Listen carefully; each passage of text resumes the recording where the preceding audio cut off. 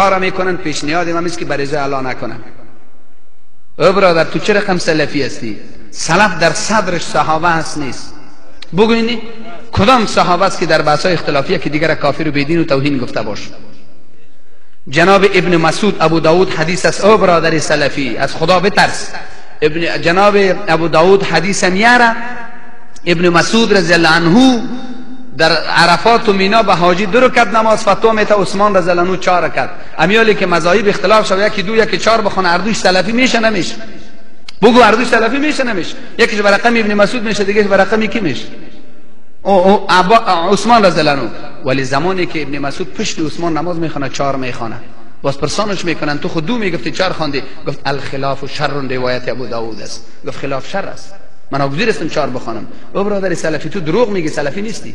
اگه تو سلفی باشی ابن مسعود باری باش، نکو ملت تبا در بدر نکنه. یک رفع یدین ببینین، آمین بالجر، رفع یدین، پای دور گرفتن نزدیک گرفتن از فرایض نماز نیست، از واجبات نماز نیست، از سنن مؤکده هم نیست. بعد از این 3 دیگه چیزی مشکل آفرین داریم؟ خلاص شد دیگه.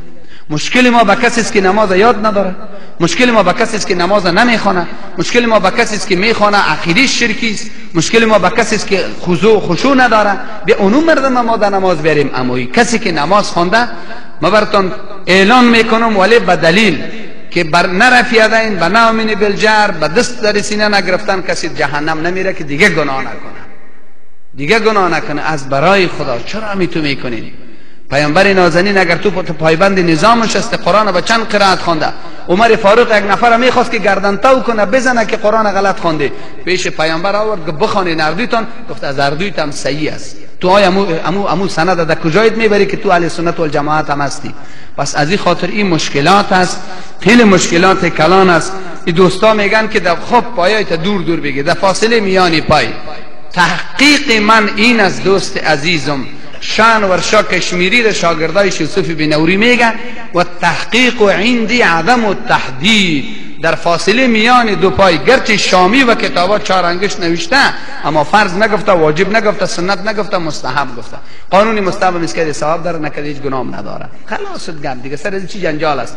ولی تحقیق تحدید نیست. یک آدم چاق است، یک آدم لاغر است، به انداز پای بگی که تو کت پایت مصروف نشوی، با خشوع و خضوع نماز مشکل پیش نشود، تو به او مصروف نشوی. این رقم قصهش است. خلاصه و برکس تو مرد چاق بیار چه رقم نزدیک میکنی پایش، اون لاغری بیچاره که میلرزه او رو چه رقم پایش رقمی دور میکنی، با خدا نفس چه میکش. در بخاری آمده کعاب به کعاب یادت باش، هذا بین المناکب. پیامبر یک امر شمیس از آدرس صحابه که شتالین به شتالین، دیگه آدرس شمیس که شانه به شانه برابر باش. حال مثلا شما 1-2 نفر عملی میکن.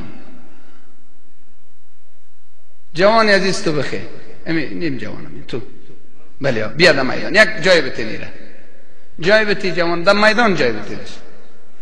استاد شو شانه تا در شانه ازی برابر شدی، ازی بلند است، شانه ازو پایین است. خیره چه رقم برابر کنیم؟ یا زیر پای ازو خشت بمانیم یا زیر پای زیر بکنیم. یک کار خوب بکنیم، قدمایتان برابر کنیم، شتالینگتان چه رقم برابر میکنیم. این پای ازی خود راز هستی، این خوب چه خرابی میشنیم. پس ببینین این خود یک مثالش است. قامت انسان ها به مراحل متفاوت است.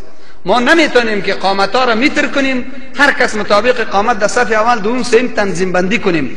چی کار بکنیم که شانه ما به شانه برابر شود و شتالینگ ما به شتالینگ؟ هیچ امکان نداره تا که زیر پای یکش نکنی و زیر پای دیگهش خشت نمانی.